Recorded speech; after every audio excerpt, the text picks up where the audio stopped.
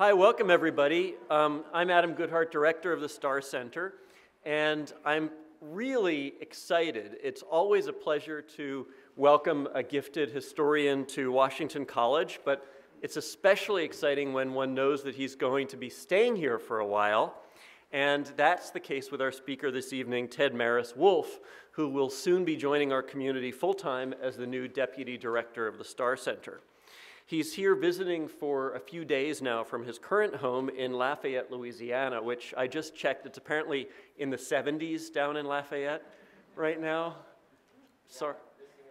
Yeah, sorry, Ted. But he's here for a few days. He's actually going to be coming back full-time at the end of May when he finishes his commitment teaching for the semester. I think 4 courses this semester down at Louisiana. And after that, he and his family will be emigrating up to Chestertown. He's currently assistant professor of history at the University of Louisiana. Ted grew up not too far from here, though, in the suburbs of Washington, and several years after finishing his undergraduate work at Amherst College, where he received his BA magna cum laude in American Studies, he returned to the shores of the Chesapeake Bay for graduate work at William and Mary. Well, not too far from the shores of the Chesapeake Bay, the watershed of the Chesapeake Bay, which is one of the top programs in the country in American history, as you probably know. He did a master's degree in anthropology with a focus on historical archaeology and oversaw the excavation of a 19th century plantation site on the south side of Virginia, an area with many similarities to our own eastern shore. In 2003, Ted took a sort of a left turn, actually more technically kind of a right turn across the Atlantic to Africa, where he spent 2 years with the Peace Corps in the African nation of Gabon, where he trained the country's national park rangers in archaeology and oral history, as well as working in HIV/AIDS prevention and environmental health. Returning stateside, he began work toward a PhD in history back at William and Mary, and while there, he worked for the Omohundro Institute of Early American History and Culture, including writing and producing a film on the international slave trade and organizing a major history conference in Ghana. When Ted received his PhD in 2011, William and Mary awarded him its coveted Thatcher Prize for Excellence in Graduate and Professional Study, which honors the university's single best graduate student in any discipline based on, as they say, scholarship, leadership, service, and character. The citation mentioned, and I quote, that Ted's research on the conditions, responses, and relationships of free Afro-Virginians in the mid-19th century spans cultures, counties, and continents. He has also taught as an adjunct at 4 institutions while finishing his degree, leaving a trail of goodwill and receiving superlative evaluations at each school. And Ted was also one of 4 students to receive the annual prize for best dissertation at William and Mary. Now, as you're about to hear, Ted's work as a scholar has focused on law, race, and the idea of freedom in 19th century America, as well as on runaway slave communities, the transatlantic slave trade, and the threads of history and memory that connect the United States with the Caribbean and West Africa and beyond. As a teacher, in addition to his college-level teaching at Louisiana, W&M, Randolph-Macon, and elsewhere, Ted has worked at a private high school in Pennsylvania, developing community service and service learning opportunities for its students. And in fact, as I've started getting to know him, one of the many impressive things about Ted is that he's a person who's not only passionate about the past, but also about the present, about the ways that history can foster ties of empathy and understanding that span cultures and continents, as well as spanning centuries. Here at Washington College, Ted will work with faculty and staff on developing new opportunities for students through the Starr Center, getting them involved in exploring America's past and present beyond the classroom, whether by delving into documents in the basement of the courthouse right here on High Street, tromping through the fields and marshes of Kent County in search of remnants of the past, and also, we hope, going even farther afield. So in short, stay tuned. You'll also be seeing quite a lot of TED at this podium next fall and other podiums around campus. And that's because I'll be going on sabbatical writing leave starting over the summer and for the academic year 2013-2014, and Ted is going to be acting director in my place. I know Ted's very excited to be coming here to Chestertown and meeting everyone, as are his wife Rachel and their newly arrived son Micah. Actually, is Micah at the point where he's excited to meet people yet? Or? He's absolutely thrilled. You can't contain him. He's up all night. I'm sure Micah will be uncontainable in Chestertown as well. A pretty good place to be uncontained. And I think that, that Ted will be uncontained as well. I hope so, anyway. So please join me. Well, first of all, I wanted to mention that Ted will be taking questions after his talk, and also we hope that you'll join us at a reception afterwards where we can mingle a bit. So with that, please join me in an uncontained welcome of Ted Maris Wolfe.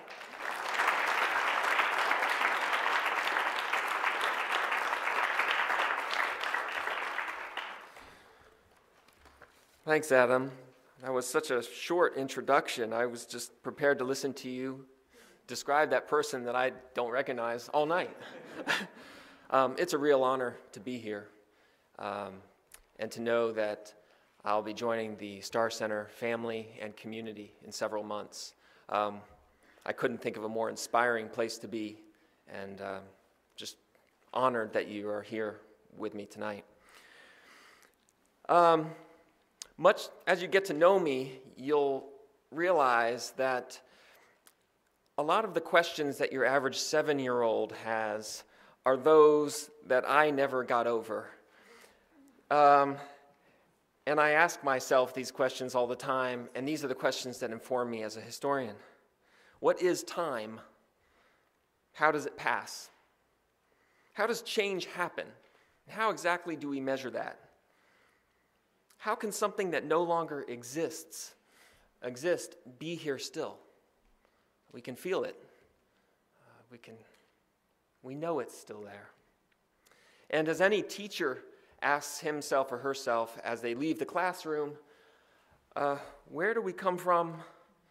What are we? And where exactly are we going? As a historian, it's the first question that Gauguin asked in his wonderful painting, disturbing painting, that we fix upon. From where do we come?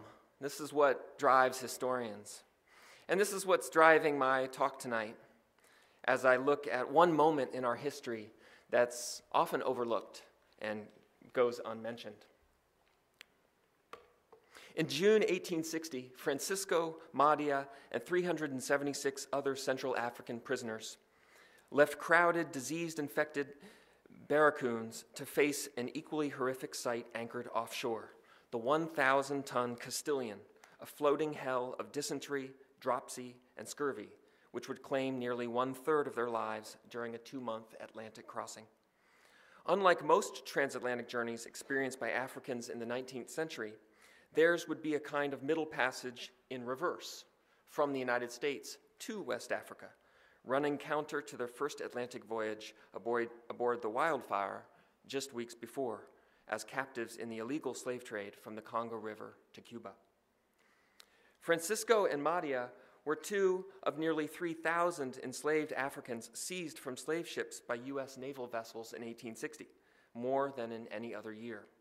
How they found themselves in Key West, Florida, and then aboard an American steamer bound for Liberia sheds light on a crucial moment in U.S. history, when an otherwise indifferent president launched the nation's strongest attack ever on the slave trade, and thereby forced Congress to debate the tangible and unprecedented repercussions of slave trade suppression. For a few weeks in the summer of 1860, several hundred individuals freed from the transatlantic slave trade found themselves at the heart of the sectional crisis and buffeted by the very same political forces which would soon unleash the Civil War.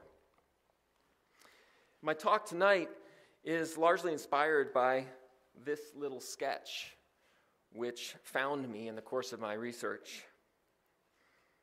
It's often the little picture which uncovers the big picture. And I want to conduct a kind of archaeology of this moment, excavate this image, excavate the layers that formed one upon the other to make this image possible. How did Francisco and Maria and the others end up in Key West? What did this mean at this moment in American history?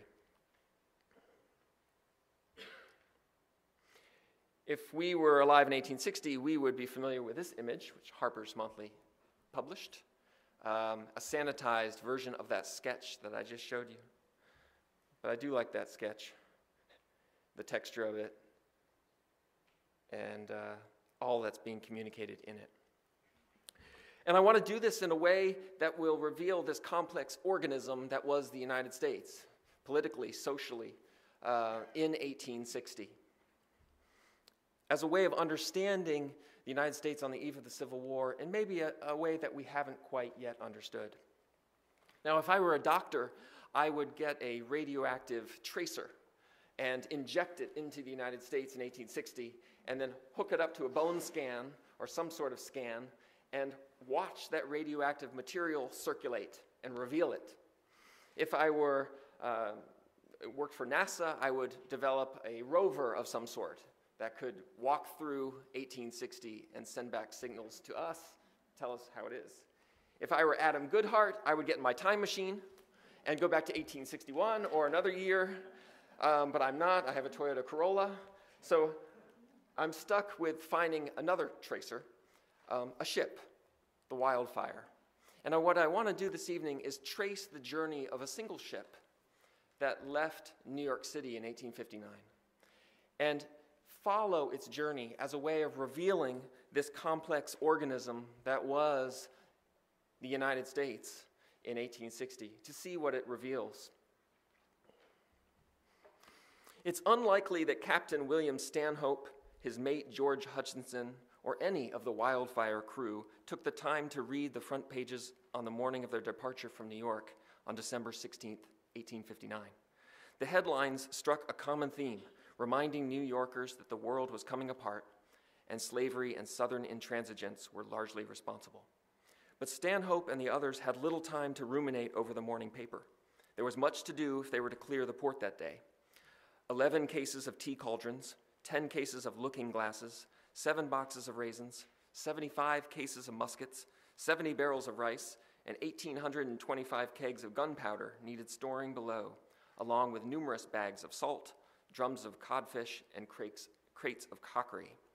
More than $20,000 worth of supplies required stocking, paperwork needed completing, and last-minute preparations of the rigging and tackle had to be made for a transatlantic voyage that could take several months. Pierre Pierce, the owner of the Wildfire and one of New York's most successful slave trade managers, was more likely to have kept up with the city's news that morning, since a city court was soon expected to decide whether or not to condemn the bark Orion, which had followed the planned route of the Wildfire several months before, only to be seized as it left the Congo River with 888 slaves aboard. Though little is known of Pierce and his specific dealings, he was likely an agent for one of several Portuguese or Cuban slave trading firms operating out of New York through payoffs to port authorities under the pretenses of sham international trading enterprises, or more likely, some combination of the two.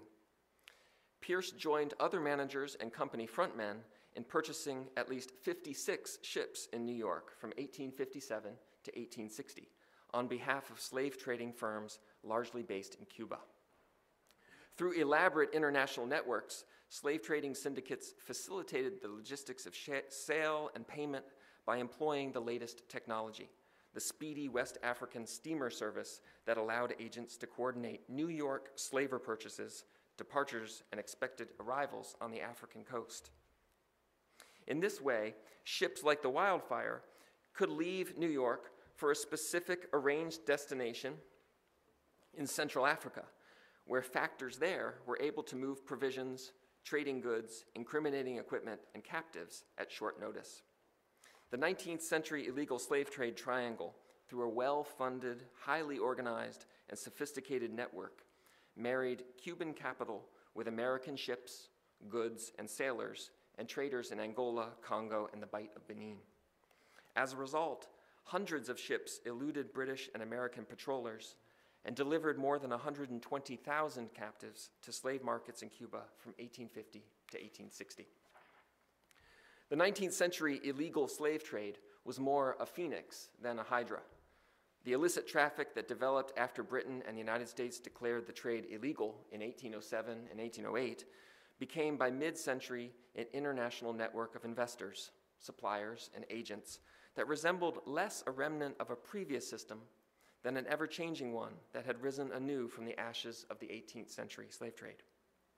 Following Britain's abolition of the trade, a series of laws passed by other nations, as well as a multiplicity of ever-changing international arrangements, drove illegal slave traders of the 19th century to continually adapt their operations to capitalize on diplomatic tensions, treaty loopholes, and shifting forces in supply and demand.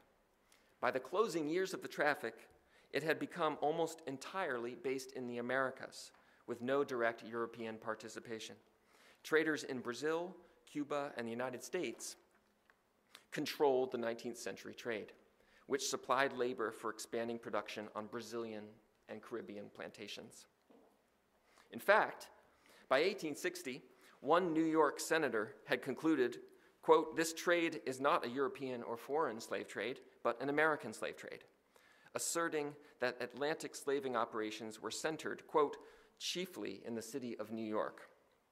Several slave trading firms, as well as individual traders, operated along Manhattan docks, as they did in Havana, coordinating the timing and logistics of illegal runs from America to the African coast, and then on to Cuba and to Brazil. One Massachusetts senator complained about the city's involvement in the illicit commerce, stating that during the first half of 1860, at least 10 vessels sailed from New York City, quote, "to participate in this traffic of blood and death," end quote. Of the 20 or so ships, schooners, and brigs clearing New York City harbor that winter day in 1859, the bark Wildfire stood out as a fine, magnificent clipper. Only several years before, it had smashed the previous transatlantic record, sailing from Boston to Gibraltar in just 14 days. In fact, so confident were its Amesbury, Massachusetts builders that they challenged the whole fleet of sailing vessels in New England to a trial of speed in March 1853. The latest voyage of the Wildfire was also to be a contest of speed, this time against British, French, and American cruisers patrolling the Atlantic for slavers. The vessel's voyage was to be rather typical of the times, one of 2 ships that departed New York's harbor every month to purchase slaves from factors at various inlets, coastal depots, or rivers located on the western coast of Africa. Its crew of 13 men from New York and New Jersey belonged to a group of several hundred who lived in the New York area and described themselves as seamen. You can find them on the census, ancestry.com, 1860. Periodically, since the ban on American involvement in the transatlantic slave trade took effect in 1808, ships carrying illicit human cargo had been seized by U.S. ports under various circumstances. Lawmakers who had crafted the 1807 law that prohibited American involvement in the slave trade had debated the fate of enslaved Africans who might find themselves on U.S. soil. Would they become free, or would they remain enslaved once rescued by authorities? Was the United States government obliged to make a home for the recaptives within its borders? And most perplexing of all, to what extent was the federal government responsible for the well-being of recaptured Africans, many of whom would certainly arrive in southern ports? The 1807 Act settled these questions by allowing states to sell or dispose of captured cargoes as they wished. Thus, rather than taking the politically untenable positions of either emancipating recaptives or enslaving, apprenticing, or selling them itself, the federal government left the fate of recaptives to the votes of various state legislatures. In 1819, amid rancorous debate over Missouri's admission to the Union, Congress passed another act which shifted to the federal government the responsibility of deciding the fates of recaptured Africans who found themselves on U.S. soil. In effect, the 1819 law emancipated those enslaved Africans brought into southern harbors in violation of the 1807 abolition law. Moreover, loosely interpreted, It authorized the federal government to purchase land in West Africa on which recaptive Africans could be relocated, fed, and protected by colonization society agents, at least for a short time. And we're talking about Liberia, and you see on the far right, there's Maryland in Liberia, one of the largest settled areas of Liberia, and something that would make a wonderful research project for Washington College students in the future. Thus, not only did the new law change American policy toward the treatment and care of recaptured Africans, but it forged a link between the needs of the federal government in respect to removing captured Africans from the United States and the desires of the colonization society to secure a degree of legitimacy and some federal funding for its initiative. This lesser-known Monroe Doctrine, a loose interpretation of the law prohibiting American involvement in the international slave trade, served the new nation's needs in a post-War of 1812 world. It strengthened U.S. naval operations, protected American shipping from British searches, supported the idea of an American foothold in Africa, and furthered the goal of the Virginia president to rid the United States of African Americans, an idea which had gained currency after Gabriel's failed rebellion in Richmond, while Monroe had been governor in 1800. The 1819 Act also permitted the U.S. to employ armed vessels to seize suspected slave ships. Though it would be nearly 25 years before the U.S. Navy created a special squadron to assume that role, the British Navy, by comparison, began to suppress the slave trade soon after it passed its law in 1807. In order to protect this commerce that the U.S. felt was threatened by British seizures of U.S. ships, they signed the Webster-Ashburton Treaty in 1842. Here you see John Tyler's John Hancock at the bottom of this page. The Webster-Ashburton Treaty in 1842 prevented Britain from visiting or detaining the vessels of American citizens engaged in commerce, no matter what that commerce was. According to the terms of the treaty, the U.S. Navy organized a squadron to patrol with Britain the African coast beginning in 1843. In a set of written instructions to the squadron's first commander, Matthew Perry, the Navy Secretary described what to look for when searching for a suspected slaver: the presence of an unusual number of water casks or tanks on board, 2 logbooks, one outlining a fake itinerary, double sets of registration papers, multiple flags, and forged consular certificates. Like the British naval crews, American sailors would divide prize money, one for each slave ship captured, calculated at $25 for each African rescued. This image supposedly and likely was taken in New York City Harbor in 1860. This is a captured slave vessel, the Erie. Breaks your heart to look at it. From 1843 to 1858, American warships arrested, on average, 3 slave vessels per year. Considering that slave ships had completed at least 924 voyages that delivered nearly 400,000 enslaved Africans into the New World during this period, the Navy's record was rather unimpressive. That is, if slave trade suppression had been the chief goal of naval policy at the time. U.S. Navy commanders in the Atlantic remained preoccupied with countering an increasingly aggressive practice by the Royal Navy to stop and search ships flying the American flag. By the spring of 1858, tension between British warships and American vessels engaged in trade to Cuba flared into open hostility, creating a forgotten crisis of 1858, a naval showdown with Britain that lasted only several weeks, but which indelibly altered America's role in slave trade suppression. In May 1858, Secretary of State Lewis Cass complained to President James Buchanan about the forcible detention and search of American vessels by British armed ships of war in the Gulf of Mexico and in the adjacent seas. News of these, quote, flagrant violations of the rights of the United States off the coast of Cuba, ostensibly for combating a thriving illegal slave trade to the island, quote, have excited a deep feeling through the country and have attracted the attention of both houses of Congress, he reported. Buchanan reacted swiftly to hawkish demands in both houses, activating 4 American warships, including the brig Dolphin, anchored in Boston, for the purpose of cruising the neighborhood of Cuba. The initial mobilization of U.S. naval vessels to waters off Cuba in 1858, then, was less an effort to suppress the slave trade than to combat the offensive actions of the British Navy there.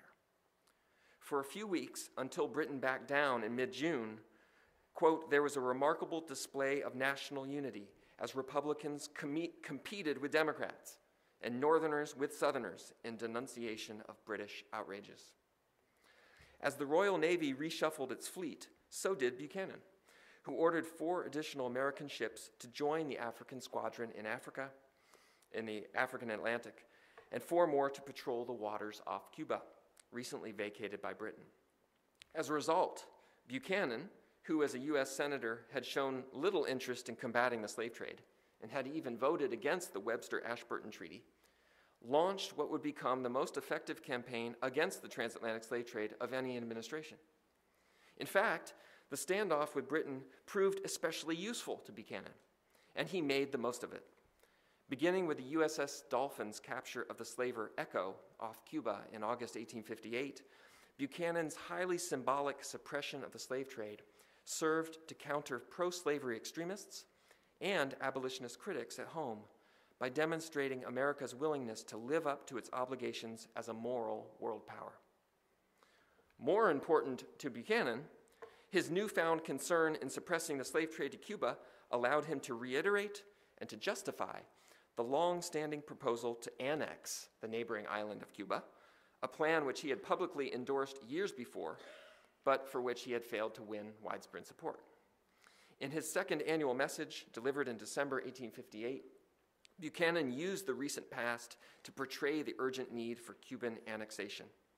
If the U.S. were to acquire Cuba from Spain, he said, quote, the last relic of the African slave trade would instantly disappear, end quote. Here was the moral justification that Buchanan required to make yet another monumental 19th century land acquisition through, quote, honorable negotiation, end quote, with Spain. With an eye toward his place in American history, he explained, quote, I am encouraged to make this suggestion by the example of Mr. Jefferson, previous to the purchase of Louisiana from France, and by that of Mr. Polk, in view of the acquisition of territory from Mexico. In this way, Buchanan's decision to launch the most vigorous suppression of the transatlantic slave trade in U.S. history had little to do with liberating or preventing the sale and transportation of enslaved Africans like Francisco and Madia, and everything to do with triangulating his position among competing domestic politics and what amounted to a personal quest to stake his legacy on the acquisition of Cuba. As the Wildfire sailed from New York Harbor in 1859, Stanhope and Hutchinson were well aware of the risks involved in their venture. Newspapers contained almost weekly announcements of captured slave vessels. On March 21, 1860, the Wildfire crew unloaded its looking glasses, mirrors, and muskets along the Congo River and transferred control of the bark to several Spanish sailors, some of whom had come as passengers from New York, others who had boarded there on the Congo River. That night, Stanhope and Hutchinson's New York crew worked with Miguel Macias, Antonio Covas, and at least 8 other Spanish sailors to forcibly load Francisco, Constancia, Antonia, Amelia, Salvador, Madia, and 644 boys and girls, men and women, onto the Wildfire. These are images that were published later in Harper's Monthly, images of individuals from the Wildfire, and Madia is just right of center on the bottom there. She's the only one who's identified by name. There's no telling how many passages Francisco, Madia, Constancia, Antonia, Amelia, Salvador, and the others who would become the Wildfire's cargo had already experienced. Francisco, a 20-year-old slave, grew up in the thriving urban center of Luanda, a city of 12,000, undergoing a demographic explosion after years of transition from an economy based on slave trading to one centered on export of beeswax, ivory, and coffee. Francisco worked alongside the city's diverse population of masons, painters, carpenters, coppersmiths, tailors, barbers, and numerous other craftsmen in the city, learning English, French, and Portuguese in the process. Francisco was able to speak with folks in Key West and explain his story. He spoke almost fluent English, having lived in Luanda.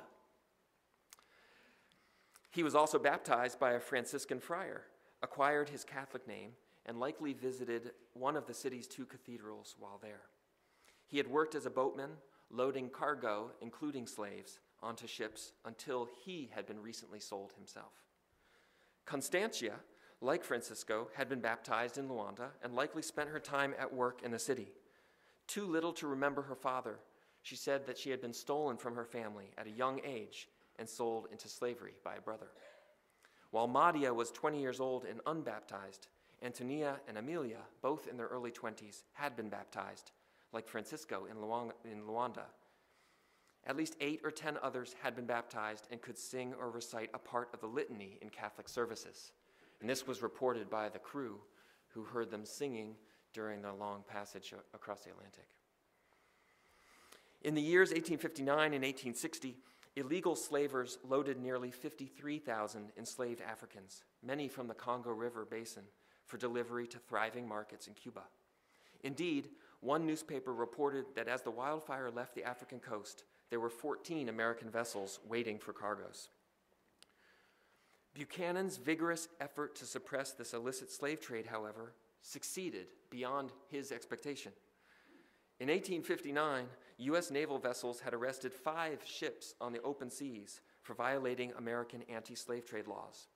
In 1860, 15 slave ships were captured in the Atlantic and Gulf of Mexico, including the Wildfire on April 26th. Nearly 75% of all recaptives rescued by the U.S. Navy in the 19th century were taken from ships captured in this year alone. What had begun 2 years before as an attempt to check British infractions against American shipping in the Gulf of Mexico had, by 1860, generated a very costly situation that demonstrated why Cuba must be annexed. The unprecedented expense of arresting slavers and repatriating the recaptured Africans added a more urgent argument to Buchanan's case for Cuban annexation as a moral and financial imperative. The United States could not afford to allow the Cuban slave trade to continue, and the only way to stop it was by acquiring it from Spain. News from Key West, Florida in May 1860 made the results of Buchanan's slave trade suppression policy even more tangible. Francisco, Madia, and nearly 500 other survivors on the slave ship Wildfire found themselves as federal prisoners in Key West. This is an image one often sees in American U.S. history textbooks today, but it rarely says who they are and the context. It's usually in the chapter where they deal with slavery and the slave trade. But this is from this moment in 1860.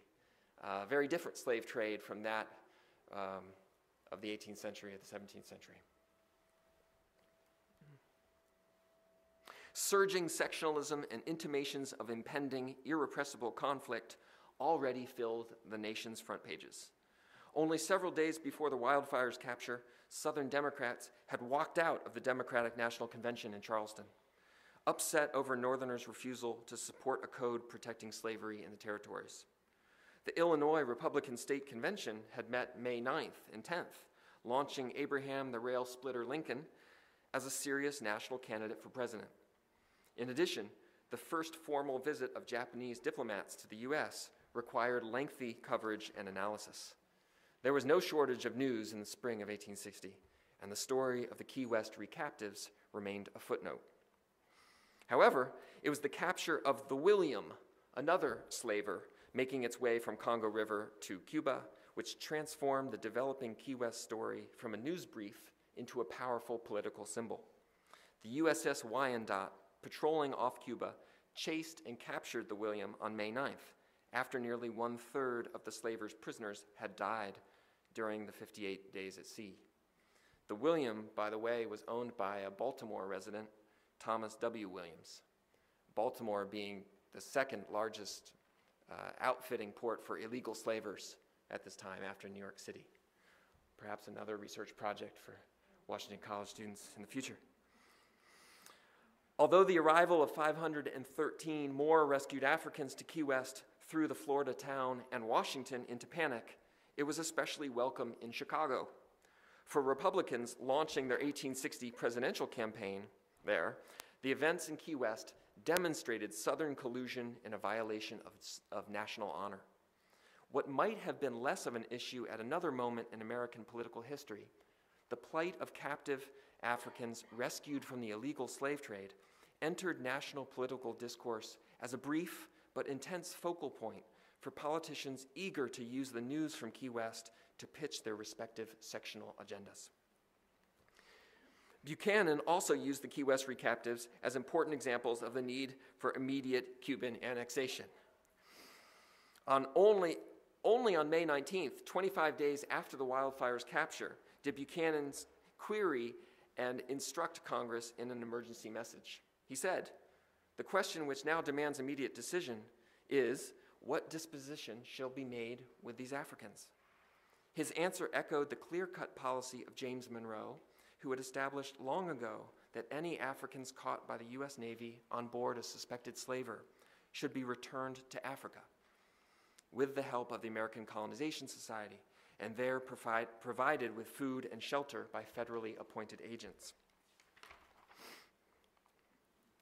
Reprinted in many newspapers across the country, Buchanan's message not only joined the Republicans in inserting the African slave trade into the seething national political discourse on slavery, but it did so in a way that promoted the mission of the Colonization Society, and more significantly, in a manner that suggested additional moral and pragmatic reasons for the annexation of Cuba.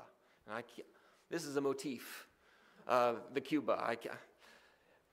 Poor Buchanan never got his additional southern slave state, but he tried. For Buchanan, the presence of the unfortunates in Key West illustrated perfectly how annexing additional territory in the deeper South could put a stop to the slave trade. At the same time, it would be financially beneficial to the U.S. and an act of humanity. Isaac Toucey, Buchanan's Secretary of the Navy, was explicit in using the Key West crisis to justify the immediate acquisition of Cuba. Quote, "If Cuba were to pass under the Constitution of the United States by annexation, the trade would then also be effectually suppressed. And in either case, both the United States and Great Britain would be spared the large expenditure of treasure and life to which they are now subjected to maintain their present squadrons on the coast of Africa." The editors of several prominent newspapers reinforced the administration's linkage of the sorry plight of the Key West Africans to unlawful Spanish control of Cuba. Editors of the Richmond Enquirer stated plainly, quote, "To stop the slave trade effectually, Cuba must become a state of the Federal Union." They concluded, quote, "The time has arrived to stop the slave trade by taking Cuba from Spain." Only 1 year before Virginia's secession, the Enquirer's editors proposed not to break from the Union, but to add to it another state. As a slave state, the island's enslaved population would increase considerably Southern representation in the House of Representatives. When the Senate convened on Monday, May 21st, Buchanan's message dominated the agenda, and the plight of the recaptives in Key West became the focal point for political rhetoric over slavery and, to some degree, American expansion. Massachusetts Senator Henry Wilson, there on the left, upper left, linked recent events in Key West to the 4-decade-long congressional debate over slavery, implicitly equating the slave trade in the Atlantic to slavery in the Western territories, and the plight of the recaptured Africans to that of African Americans in bondage. He proposed a measure to fight the African slave trade, declaring the traffic, quote, "a crime against humanity" that had brought about the tarnished honor of the country. The distasteful image of the trade served as facts on which sectional extremists, both abolitionists and pro-slavery radicals alike, could agree. For Wilson in 1860, as it had for many American politicians since the 1770s, the slave trade was something that had been imposed upon Americans by English colonizers. His speech to the Senate was tinged with nationalism and a fading memory of the Revolutionary era consensus.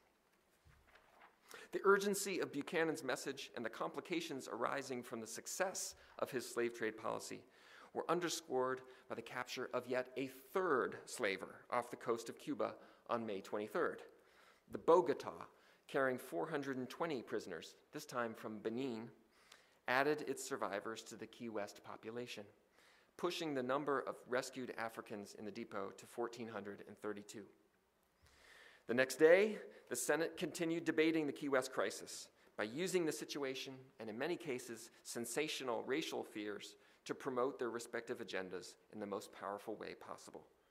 Though debate over the Key West recaptives was short-lived, it resulted in important legislation which assured that such a situation would never be repeated, and in the process, helped extinguish the Cuban dreams of American expansionists. Bill 464, having been drafted by the Committee on the Judiciary, offered to solve the immediate problem by deporting the roughly 1,500 recaptured Africans to Liberia, and it also provided for their care of up to 6 months in Liberia, including their food, job training, and land that they could cultivate. Where senators disagreed was over the amount of government support for the prisoners' return and support in Liberia. All were agreed that they had to go. Senator George Pugh of Ohio immediately proposed that Congress extend its support for the returned Africans up to 1.5 years. But the passing of Pugh's amendment sparked Mississippi Senator Jefferson Davis to challenge Buchanan's entire policy of slave trade suppression and colonization. Quote, "Charity begins at home," he argued. "I have no right to tax our people in order that we may support and educate the barbarians of Africa," end quote. Virginia Senator James Mason explained that any responsibility for the recaptured Africans or the suppression of the Atlantic slave trade in general rested with states, not the federal government. Mason's version of the Key West crisis was one of misinterpreted constitutional power, the squashing of states' rights. He explained, quote, "The difficulty arises from the fact that the legislation of Congress has attempted to take the subject from the jurisdiction of the states." And Robert Toombs of Georgia, among other Southern senators, agreed. He argued that the Constitution had no power to authorize trade between foreign powers. The African slave trade, quote, "is none of our business," he concluded. The congressional haggling over the degree and duration of federal support for those to be returned to Liberia foreshadowed a similar set of debates in a very different time over emancipated African Americans and the federal government's obligations to train or compensate them. As congressional leaders hashed out Bill 464, authorizing the return and support of Key West Africans, they rehearsed the federal government's role in transforming enslaved people to free, educated, self-sufficient citizens after the Civil War. What exactly was the American government's duty to provide for these chattels having life? Senator William Fessenden of Maine wondered.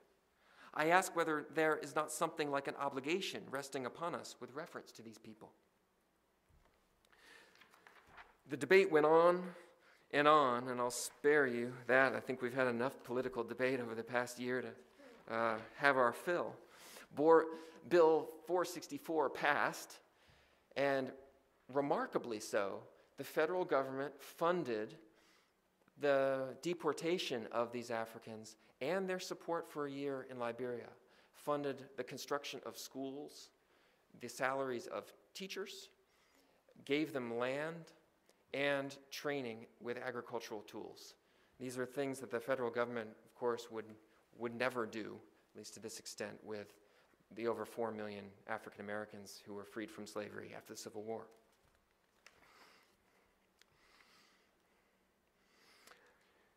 On June 29th, Francisco and 375 other prisoners who had arrived together 8 weeks before on the wildfire somberly marched from the crowded, disease-infested barracoons of Whitehead Point toward another transatlantic passage. Francisco climbed into one of the waiting Navy boats that, once full, was towed to the ship.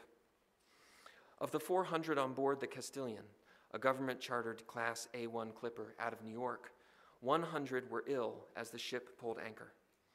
Aggravated by, quote, confinement on shipboard and absence of vegetable food, end quote, conditions quickly worsened. And this quote comes from one of the surgeons who rode on the ship. Slave ships and colonization society ships employed doctors, surgeons, to maintain the health of the enslaved people as best as possible.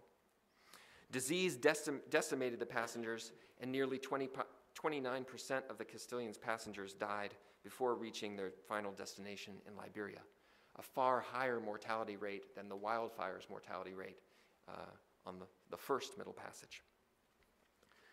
As the nation's future remained a mystery in June 1860, so too did that of Francisco and the others aboard the Castilian, as their ship approached Robertsport, Liberia in late August 1860. While Buchanan and those congressmen representing the constituencies of both Southern slaveholders and Northern merchants viewed the tragedy of the recaptured Africans largely in terms of the lamentable federal expenditure of blood and treasure, Francisco Madia and the others disembarking the Castilian in Robertsport must have viewed the tragedy of their ordeal in terms of a painfully simple fact. For New England shipbuilders, New York merchants, and Cuban plantation owners alike, their blood was the treasure. Though saved from servitude in Cuba by the U.S. Navy, they were neither free nor safe under federal custody in Key West. And Congress had made clear that there was no room in the United States for boatloads of Africans, enslaved or free.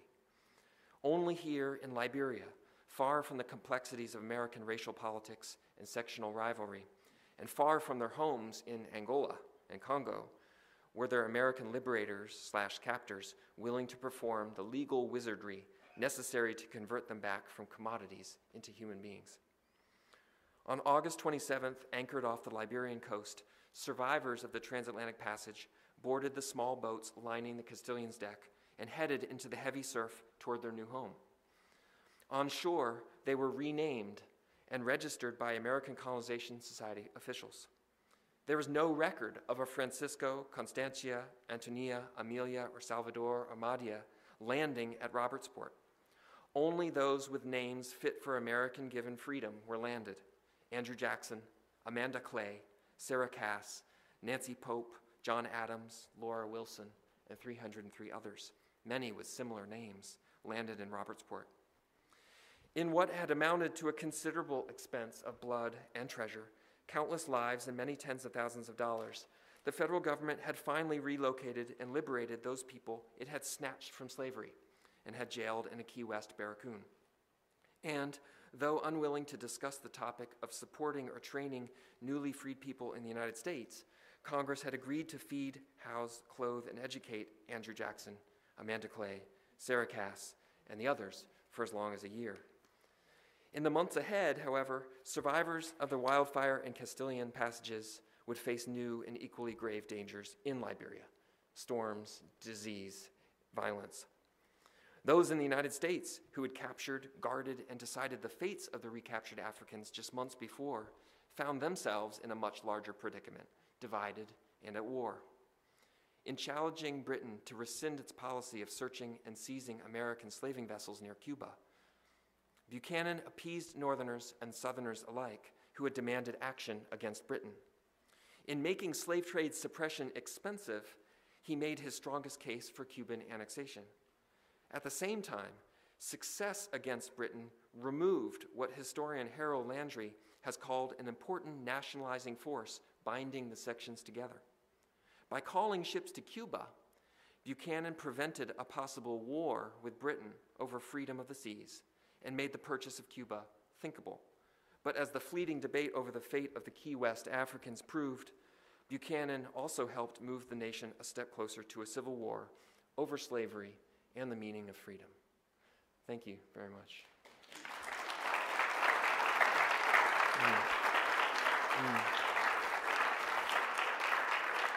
And if any of you are still awake, I'm happy to discuss anything that's on your mind.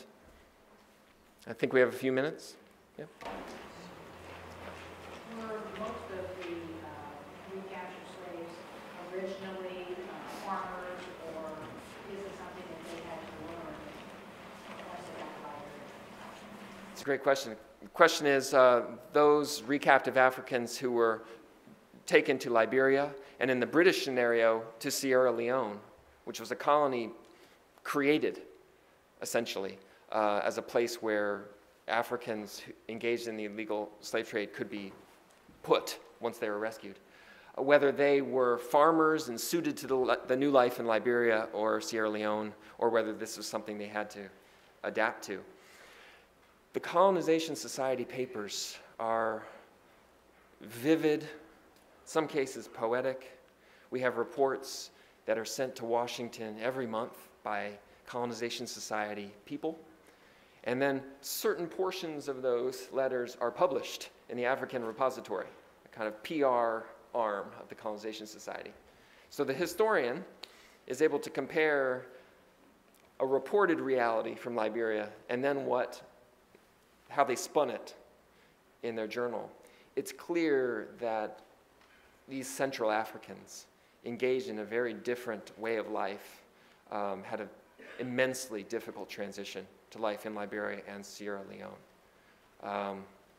It's a different world. It would be like you're dropping boats of Italians in Germany or Sweden. We clump Africans together as Africans. We don't spend much time studying Africa.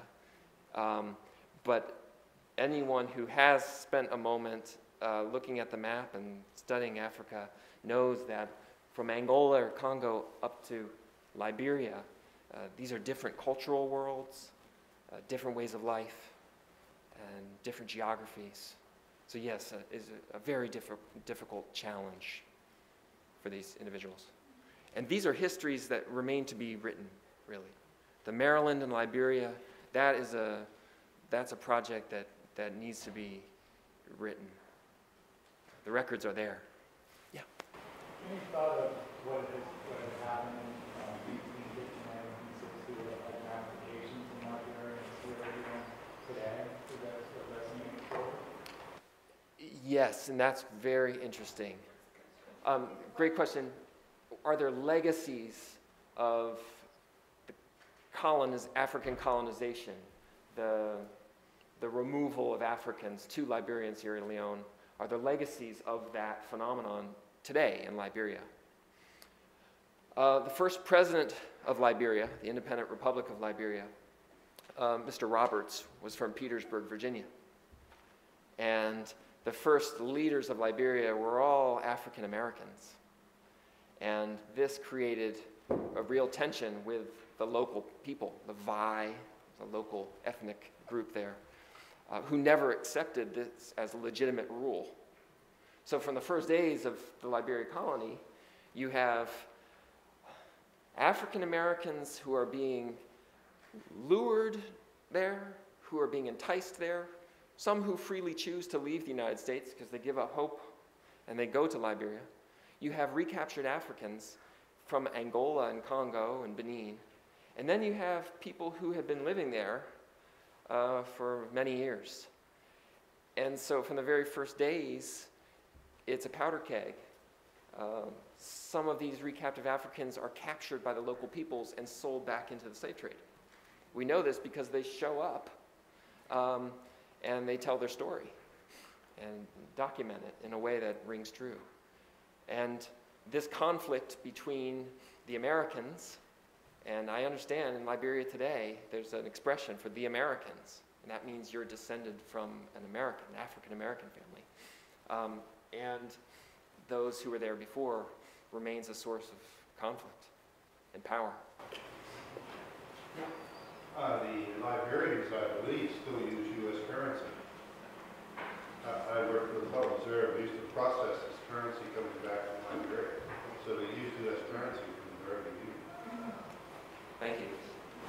I didn't know that. Thank you. What do you think about the aborted colonization attempt while Lincoln was president of an island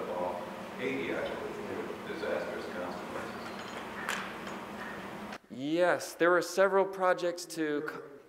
Sure. During the Lincoln administration, during the Lincoln administration, there were attempts to... do I know anything about the attempts during the Lincoln administration to colonize Africans to an island or islands off of Haiti that met with disastrous consequences? I don't know much, but what I do know is that after 1804, when Haiti became an independent republic, though unrecognized by European and American powers, Haiti became a haven for some free blacks. Frederick Douglass at one time had tickets to remove his family to Haiti, one of the moments where he gave up on the United States. So during the Lincoln administration, there was a scheme to colonize, to remove free blacks to Haiti, and I believe at least one of the ships sank and everyone died. It met with disastrous consequences. I was rather curious as to where was Spain with that whole notion of annexation? You talked about us against the Brits, but was Spain sympathetic to the annexation? Would they go along with this, or is this something that would have been another problem had they tried to do the annexation? Was Spain sympathetic to the annexation of Cuba by the United States? Absolutely not. Cuba was the crown jewel for them, the way Saint-Domingue, Haiti, had been for the French, the way Barbados had been for the English. Cuba in the 1850s was mechanized. It had railroads almost everywhere on the island, very efficiently set up to produce sugarcane and to export it. So this was a real source of revenue for Spain. The only way we would have gotten Cuba from Spain was by hijinks, by hook or crook. But we know that doesn't happen, so it didn't happen. Yeah. Should we take a cynical view of why there were so many more deaths on the return trip? Did we have any testimony about what went on the ship?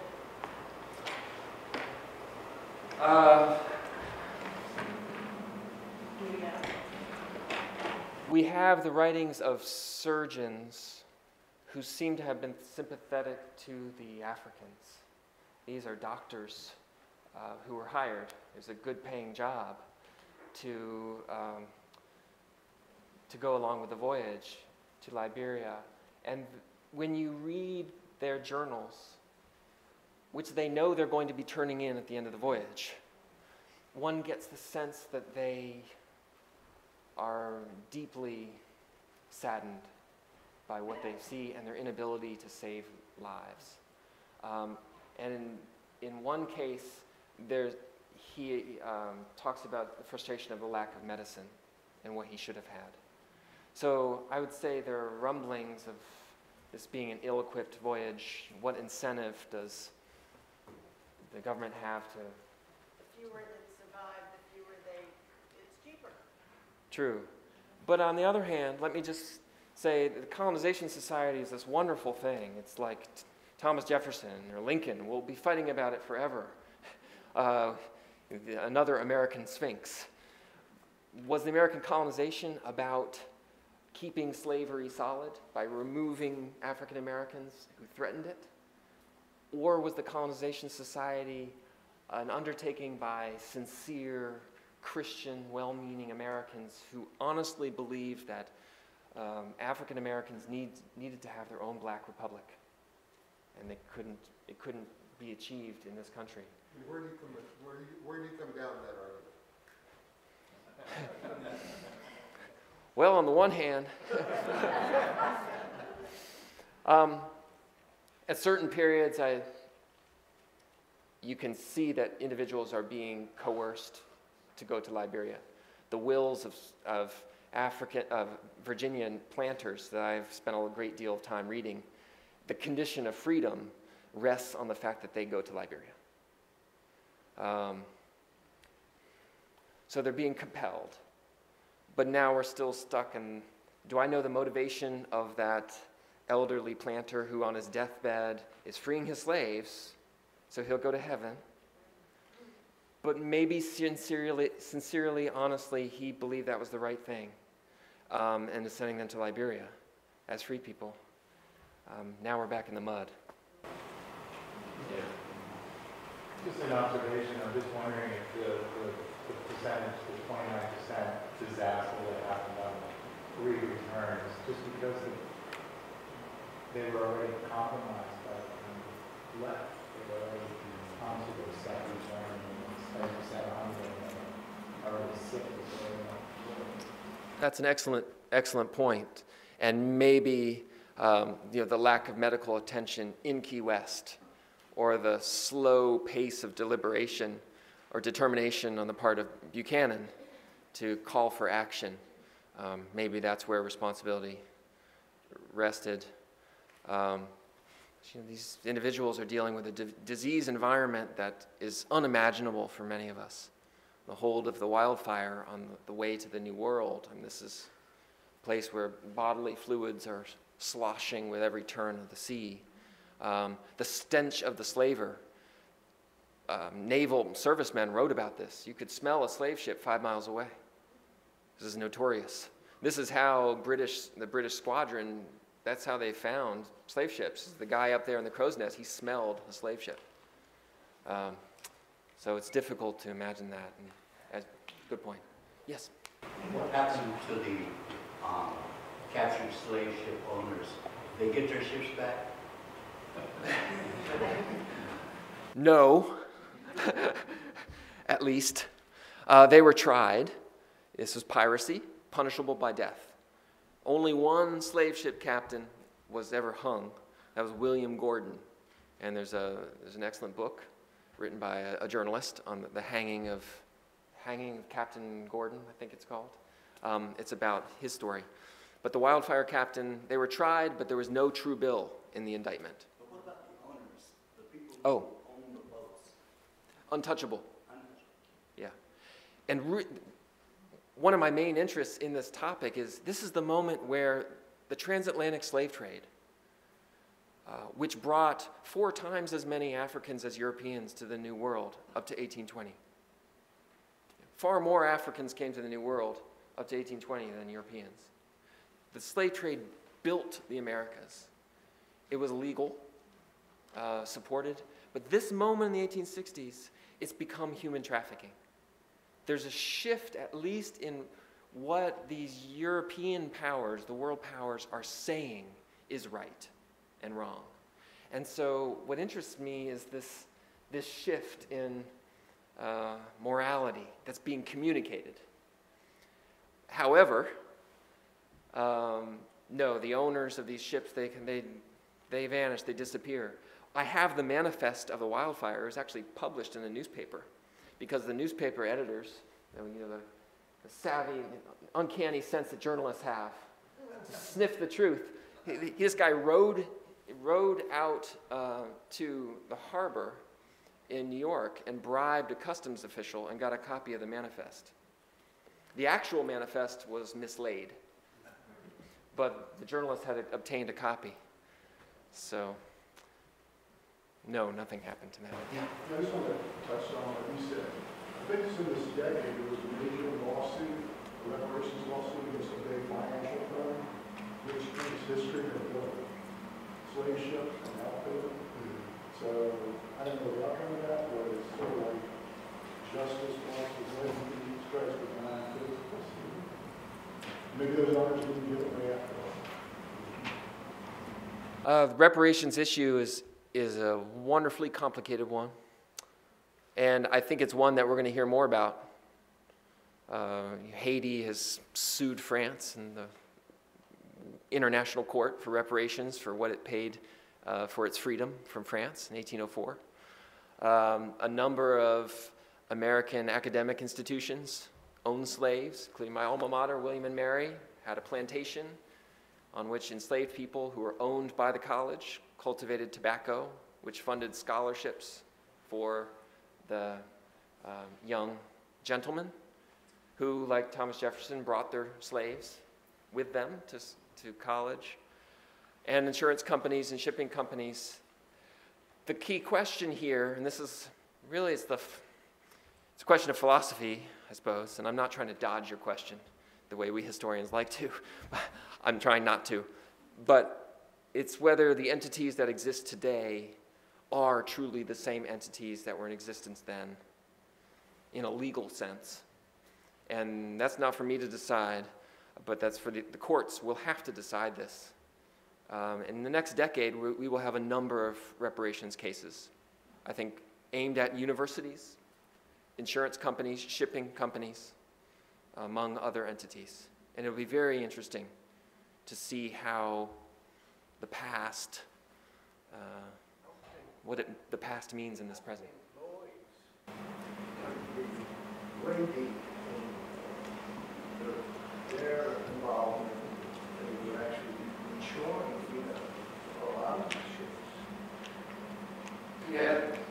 I was in Paris in December at a UNESCO meeting, a Slave Route Project, and there are a number of individuals around the world who are making guidebooks. And it's not a Let's Go guide. It's not a Lonely Planet guide. It's a guidebook for when you arrive to Paris or Nantes or Bordeaux or Liverpool.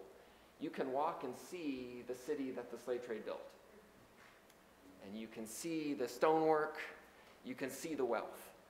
And so this distance that European traders had put between themselves and the slave trade, it's like us at the steering wheel with the engine firing at 500 RPM, these explosions underneath the hood. And we don't hear it because we have the radio on, and there's a firewall, and we're driving our car, which is nice and smooth. The Europeans who drove the early slave trade distanced themselves from the actual trade.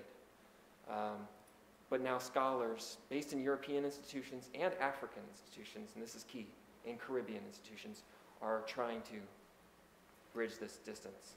So as I say, the next decade is going to be very interesting and very contentious. This is a contested past. It's painful. That's why so many of my students come to college and they haven't gotten it. Because I taught high school. The last thing you want to do is incite a rebellion amongst your already rebellious captives. So we as a society have to figure that out. How do we start telling a more complicated American past that's true, it's tragic, it's difficult, but we don't want to do this in a way that makes our children cynical. Yes. Are there any first-hand accounts written by the recaptured slaves that are real? Wonderful question. Are there any accounts written by the recaptured slaves themselves? There may be one that I'm aware of. There are certainly other accounts, but these accounts are part of court records and newspaper articles in Liberia, because there's a very vibrant press in 19th century Liberia. So if we broaden the definition of what an account is, which I think that's a part of the story that hasn't been told, their voice. And you see, I do a terrible job. I can show some pictures of individuals. I can explain a little biographical information, but they end up still being captives and they're victims. And it hurts me as a historian of this to have to depict them that way, because I know they're full individuals just like you and me. But hopefully, the next person who stands up here and presents on this topic will do a much better job, and will have found those accounts and made them real the way they once were. Thank you so much.